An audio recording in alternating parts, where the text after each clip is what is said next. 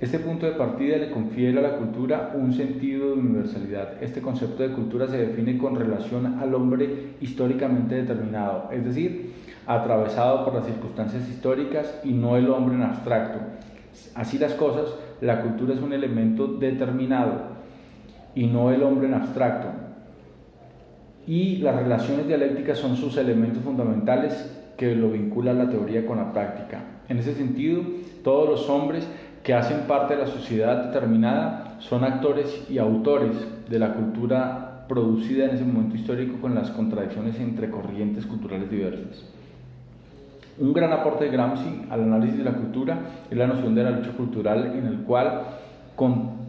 el contrincante no es negado ni eliminado, sino superado, lo que implica no desconocer el aporte de cada una de las culturas ni recomenzar nuevamente sin tener en cuenta los aportes que cada uno de los miembros ha hecho a la sociedad. En Cuadernos de la cárcel, Gramsci establece unas nociones sobre la religión que parten de una idea del hombre que es antes de la naturaleza, creación histórica. En el texto referido, Gramsci plantea que la religión es una gigantesca utopía, pero adicionalmente realiza un acercamiento a la religión desde un análisis político-ideológico de esta como un elemento integrador que conserva la unidad ideológica de lo que considera el bloque social. En ese orden, para Gramsci, la filosofía permite la superación de la religión al poseer el potencial de constituir un orden social y moral que permite la coherencia entre conciencia social y colectiva. Para Antonio Gramsci,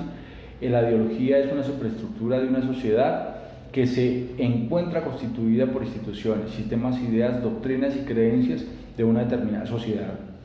El poder ideológico se produce y se sostiene con las instituciones culturales, con las escuelas, partidos, iglesias y asociaciones. Para ese intelectual, la superestructura es un elemento con un gran potencial de generar acción política y como uno de los dispositivos que crea y reproduce hegemonía. ¿Cómo se evidencia un aporte fundamental para la construcción de sociología crítica?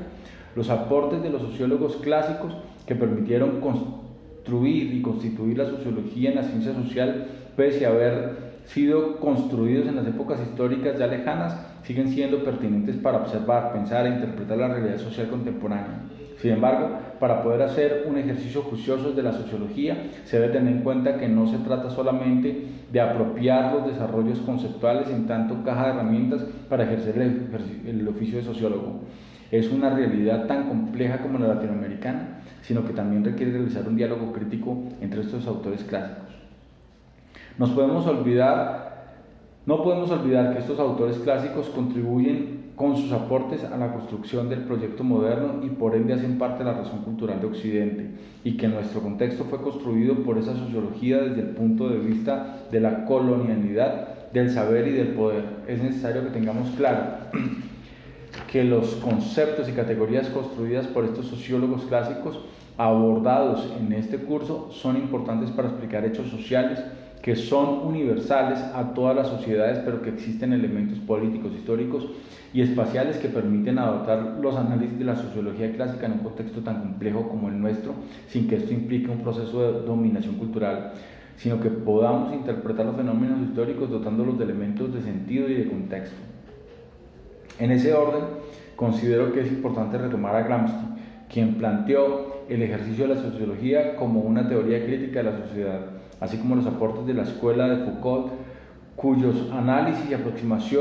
teorías apuntan a superar la desilusión al ver la realidad de Occidente no pudo garantizar la existencia de un mundo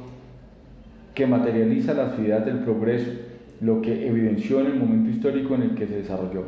que estuvo marcado por el ascenso del capitalismo moderno industrializado y una escalada del autoritarismo en el mundo. Si lo analizamos, el momento histórico en el que se dan estos desarrollos no dista del mundo contemporáneo, capitalismo global que genera mayores brechas de desigualdad, fenómenos recientes como el cambio climático y el calentamiento global, la imposibilidad de reducir el hambre.